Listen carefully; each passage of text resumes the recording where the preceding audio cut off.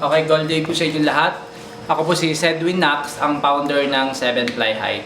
Nandito pa ako ngayon sa headquarters sa Gwangju sa South Korea. Ano po? So ngayon, i-explain ko po ngayon kung paano po ba ang nagiging kitaan sa tinatawag sa Goldex na main table. Ano po? Usually naman po talaga dito talaga sa main table or pumasok ka sa Goldex, talaga ang marketing plan niya talaga is 1+2.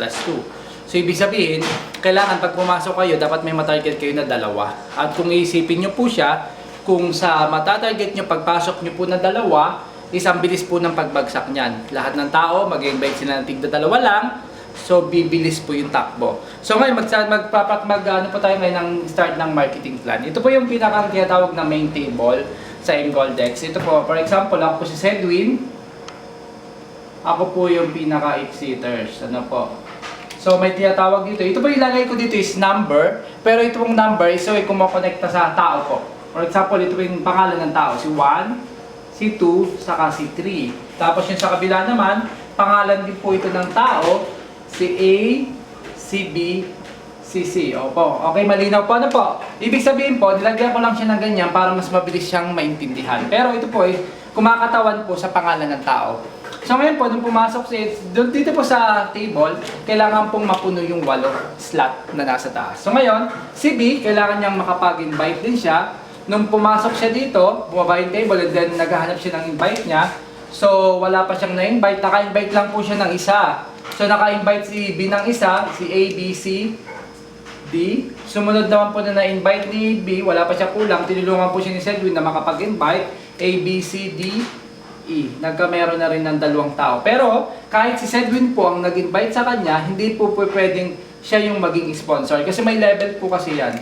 Ito yung tinatawag na level 1, level 2, level 3, saka level 4. Okay. So ganun po yung scenario. So ibig sabihin kung si B, may na-invite siya si D, si E naman ang nag-invite niya si Sedwin, pero hindi yan pwedeng ilagay connected sa kanya. Dapat po lahat po ng mga sponsoring ay nanggagaling po sa level 2. So, sa kanya siya nakakonect. Ngayon naman po, si letter C naman po, pangalan ng tao, nakapag-invite din po siya ng 2 agad. And then, meron na rin po ng tao dun sa kanya sa taas. A, B, C, D, E, F, G. Okay, next. Ito naman po si number 2. Wala pa siyang masyadong na-invite. Tinulungan po siya ni A, saka ni 1. So, ngayon, ang nag-invite po na tumulong sa kanya, si A, saka si 1. So, meron din po siya ng invite doon. So, meron dito si 4, invite po ito ni A. Si 5, invite po ito ni 1.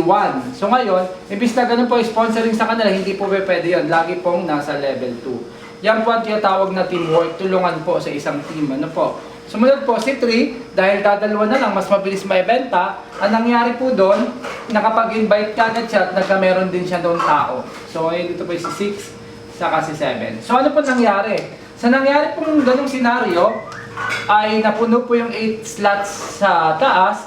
So ngayon, exit na po si Sedwin papunta sa baba. So ngayon, si Sedwin po, mapupunta na po siya sa main table number 2, babagsak na po siya dito automatic.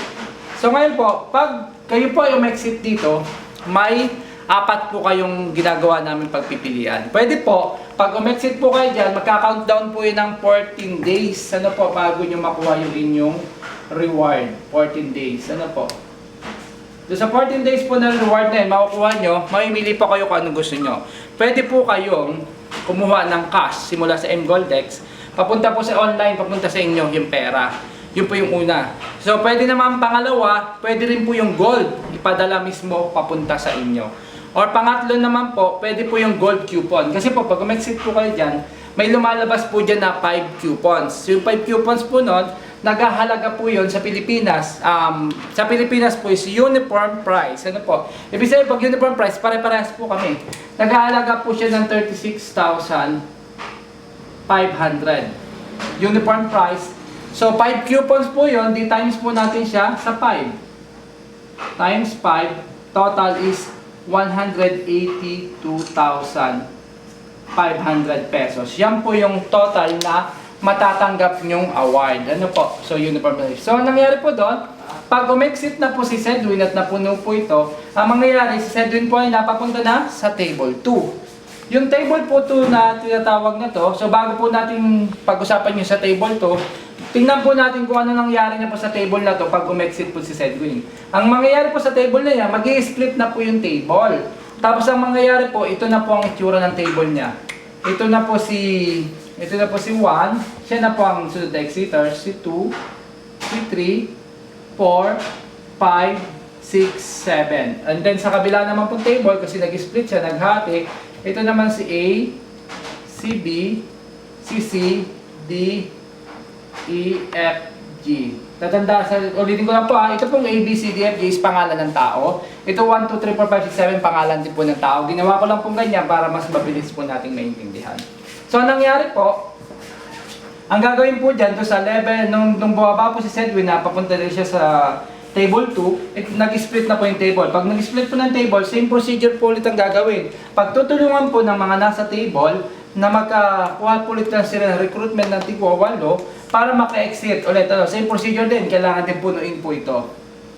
At kailangan din punuin po ito. At pag napuno po yan, ang mangyayari po dyan, exit na rin po yung dalawa at mapupunta na rin po sila sa tinatawag na table 2. Sa table 2, ang kinagandahan po dito, pag kayo po nasa table 2, hindi nyo na po kailangan mag-recruit. Ito yung tinatawag na sinasabi nila pag kayo nasa table 2, hayahay na po yung buhay, masarap na po yung buhay. Kasi one time kayo nag-invest, unlimited po yung income.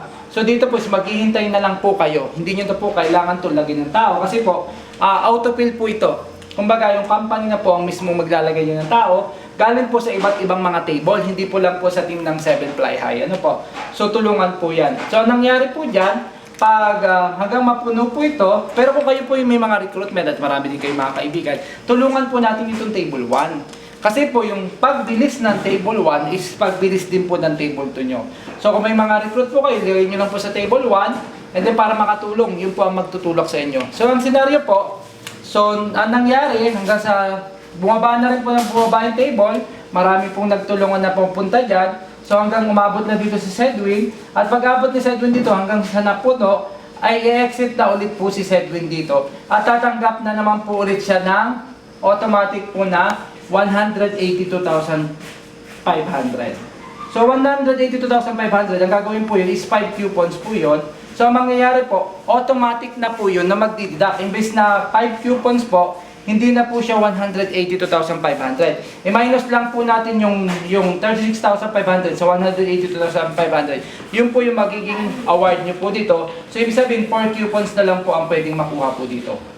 At hindi na po siya 182,500. Minus na po ng 36,500. Ano po, paki-compute nyo na lang po. So ang nangyayari po, pag umexit po si Sedwin dito, mapupunta na po si Sedwin sa table 3. Sa table 3 po, ibig sabihin, sa table 3 po, yung nabawas po isang coupon sa kanila, nag-automatic po na pupunta sa table 3. So pagdating naman sa table 3, maghihintay lang po yan at i-income naman po dyan si Sedwin ng 182,500. Pag umexit siya sa kabilang table, diretso na naman po siya sa table 4. Sa table 4 po, i-income na naman po siya ng 182,500.